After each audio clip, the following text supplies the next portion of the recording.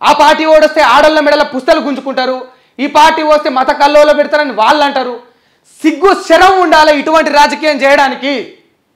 మిమ్మల్ని జనాలు ఓట్లేసి ఎన్నుకుంది ఎందుకంటే అయ్యా మాకు నీళ్ళు ఇవ్వండి, అయ్యా మా ఒడ్లు కొనండి, మాకు ఉద్యోగాలు ఇవ్వండి, మా రిజర్వేషన్ కల్పించండి, పేదవారిని ధనికులను చేయండి, పెట్టుబడులను తీసుకురండి, ప్రపంచ దేశాల నుండి ఐటీ సెక్టార్లో ఉద్యోగాలు కల్పించండి, ఉచిత విద్య వైద్యం సాధ్యమైనంత వరకు ఇవ్వండి, రైతు బీమా ఇవ్వండి, రైతు పథకం ఇవ్వండి, దళితులను అణగారిన వర్గాలను ఆదుకోమని మీకు ఓట్లేసి జనాలు గెలిపిస్తూ ఉన్నారు.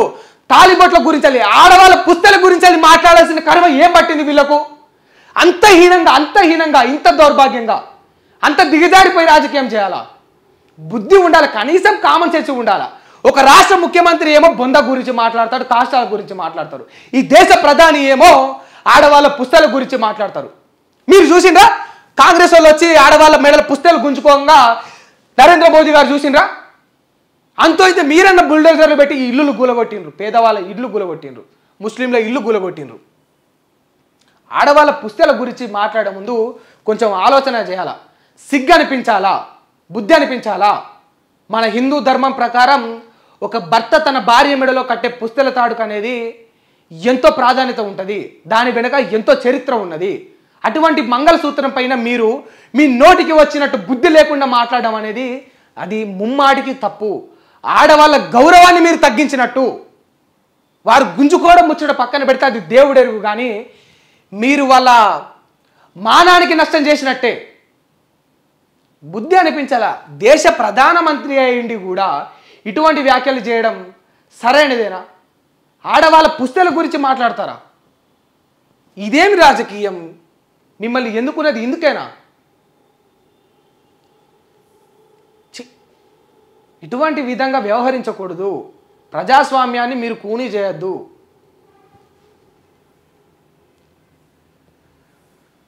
చూద్దాం, ఈ వార్త ఒకసారి పూర్తిగా చదివే ప్రయత్నం చేద్దాం. కాంగ్రెస్ హయాంలో ఎస్సీ ఎస్టీ రిజర్వేషన్లను ముస్లింలకు మళ్లించే ప్రయత్నం చేసిందని మరోసారి సంచలన కామెంట్స్ చేశారు. ఎస్సీ ఎస్టీల యొక్క రిజర్వేషన్లను ముస్లింలకు మళ్లించే ప్రయత్నం అట గతంలో కాంగ్రెస్ చేసిందట. దాన్ని మోడీ గారే అడ్డుకున్నారు. దేశం కోసం నా తల్లి తాలుబొట్టినే త్యాగం చేసింది, మంగళసూత్రం విలువ తెలిస్తే మోదీ అలా మాట్లాడరు అని కాంగ్రెస్ నేత ప్రియాంక గాంధీ కౌంటర్ ఇచ్చారు. మోదీపై సుప్రీంను ఆశ్రయించినట్టు సిపిఎం వెల్లడించింది. మోదీపై అనర్హత వేటు వేయాలని కర్ణాటక మంత్రి హెచ్కే పాటిల్ ఈసీని డిమాండ్ చేశారు. గతంలో రాహుల్ గాంధీ గారు లోక్సభలో ఒక మాట అన్నారు. మోదీ అనే ఒక పేరు తీసుకొని ఈ మోదీలు దొంగలు, ఈ మోదీలు లంగలు అనే ఒక మాట ఆయన అన్నందుకు ఆయనపై అనర్హత వేటు వేసి ఆయనని పదవి నుంచి తప్పించే ప్రయత్నం చేసి ఆయన ఉంటున్న ఇల్లును కూడా ఖాళీ చేపించే కాడికి మీరు తీసుకొచ్చారు. ఇవాళ దేశ ప్రధాని అయ్యుండి నరేంద్ర మోదీ గారు ఈ దేశంలోని ఆడపడుచుల, ఆడబిడ్డల, అమ్మల, అక్కల, చెల్లెల తాలిబొట్టుల గురించి మాట్లాడుతూ ఉన్నారు. మరి మీ పైన అనర్హత వేటు పడదా? ఎందుకు వేయరు? అధికారులు కూడా జనాల కోసం, సామాన్యుల కోసం బాధ్యతాయుతంగా న్యాయంగా వ్యవహరించాల్సిన అధికారులు కూడా చాలామంది, అందరూ కాదు చాలామంది రాజకీయ నాయకులు తొత్తులుగా వ్యవహరిస్తున్నారు. అది కోర్టులు కానీ, ల్యాండ్ ఆర్డర్ కానీ, పోలీసులు కానీ ఎవరైనా కూడా దయచేసి న్యాయం వైపు నిలబడండి. ఒక మాట మోడీ అనే పేరుని తీసుకొని రాహుల్ గాంధీ అన్నప్పుడు రాహుల్ గాంధీ పైన మీరు ఎట్లయితే అనర్హత వేటు వేసిరో, మరి ఈ దేశంలోని ఆడపడుచుల మంగళసూత్రాల గురించి మాట్లాడుతున్న, రాజకీయ ప్రయోజనాల కోసం మంగళసూత్రాల గురించి మాట్లాడుతున్న నరేంద్ర మోదీ పైన మరి మీరు ఈరోజు ఏ రకమైన వేటు వేస్తారని చెప్పేసి తెలంగాణ, ఈ ఆంధ్ర, ఈ మొత్తం దేశంలోని మహిళలందరూ కూడా ప్రశ్నిస్తున్నారు. దానికి సమాధానం చెప్పాలి. పోలింగు ఎండల ఎఫెక్టు. లోక్సభ ఎన్నికల్లో ఫస్ట్ ఫేజ్లో తగ్గిన ఓటింగ్ శాతం. గత ఎన్నికల్లో ఫస్ట్ ఫేజ్తో పోలిస్తే 4.4% తగ్గిందట. 26వ సెకండ్ ఫేజ్లో 13 రాష్ట్రాల్లో ఎంపీ సీట్లకు ఓటింగు. ఆయా రాష్ట్రాల్లో పెరగనున్న టెంపరేచర్లు, హీట్ వేవ్స్, ఎండలతో పోలింగ్ శాతం తగ్గొచ్చని పార్టీలు, ఈసీలు ఆందోళన పడుతున్నారట. ఎండలు ఎక్కువ కొడుతున్నాయని చెప్పేసి చాలామంది ఓట్లు వేయడానికి వెనకడిగేస్తున్నారట.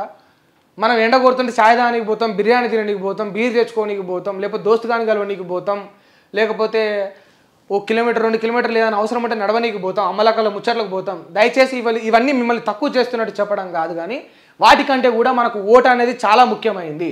ఎందుకంటే ఇవాళ ఓటు వేయకపోతే మనం నాణ్యమైన మన విలువైన ఓటును మనం వేయకపోతే ఎవడికి వాడి ఇష్టం వచ్చినోడు తప్పు నిర్ణయం తీసుకొని ఒకడికి ఓటు వేయడం వల్ల ఒక తప్పుడు వ్యక్తి వచ్చి మన నెత్తిపైన కూర్చుంటాడు. మీ ఓటును మీరు వినియోగించుకొని సరైన ఓడికి ఓటు వేయండి. మీ ఓటు విలువ మీ జీవితం, గుర్తుపెట్టుకోండి. మీ ఓటు బొటనవేలికి అంటుకునే ఒక ఇంకు కాదు, గుర్తుపెట్టుకోండి. బొటనవేలికి అంటుకునే ఇంకు కాదు, ఈవీఎం ప్యాడ్ల పైన మీరు ఒత్తే ఒక బటన్ కాదు ఓటు అంటే.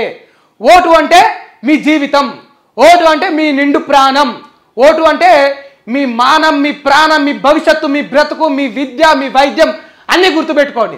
ఆ ఒక్క ఓటే ఇటువంటి నాయకులను డిసైడ్ చేస్తుంది. ఆ ఒక్క ఓటే మిమ్మల్ని ఇవాళ శాసిస్తుంది.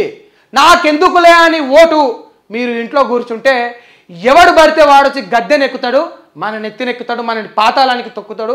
దయచేసి మీ ఓటును మీరు వినియోగించుకోండి. సరైన మార్గంలో సరైన నాయకుడిని ఎన్నుకునే ప్రయత్నం చేయండి. దయచేసి ఓటును మాత్రం వృధా కానివ్వకండి. ఆ ఓటు వెనక ఒక్క బాబాసాహెబ్ అంబేద్కరే కాదు, ఆనాడు బాబాసాహెబ్ అంబేద్కరు ఓటు 18 ఏళ్ళు దాటిన ప్రతి ఒక్కరికి ఉండాలనంటే ఆయన వెనకాల నిలబడి చాలామంది కూడా ఆయనకు సపోర్ట్ చేసిండ్రు. అటువంటి వారి ఎందరో కృషి ఉన్నది. ఆ ఓటును దయచేసి కూడా మీరు దుర్వినియోగం చేసుకోకండి. ఓటు వేయకపోవడం అంటే వేయకపోవడం కాదు, దుర్వినియోగం చేసినట్టే. ఆ దుర్వినియోగం అనేది రేపటి నీ భవిష్యత్తుకు దారితీస్తుంది. నీ ఒక్కరి భవిష్యత్తుకే కాదు, వీళ్ళు చేసే అప్పులు, వీళ్ళు చేసే అక్రమాలు, వీళ్ళు చేసే అన్యాయాలు ఇవన్నీ కూడా రేపు నువ్వు పెళ్లి చేసుకొని కనే పిల్లలపైన కూడా ప్రభావం చూపిస్తుంది. గుర్తుపెట్టుకో, ఒక్క ఓటు వేయకపోవడం వల్ల అది ఎంతకు దారితీస్తుంది అంటే రేపటి పిల్లలు, మనవళ్ళు, ముని మనవరాళ్ళ పైన కూడా ఆ ఎఫెక్ట్ చూపిస్తుంది. దయచేసి అందరూ కూడా ఓటును వేసే ప్రయత్నం చేయండి. ఆ ఓటును ఎట్టి పరిస్థితుల్లో కూడా దుర్వినియోగం చేసుకోకండి. ఆ ఓటు ఆవశ్యకత తెలుసుకోండి.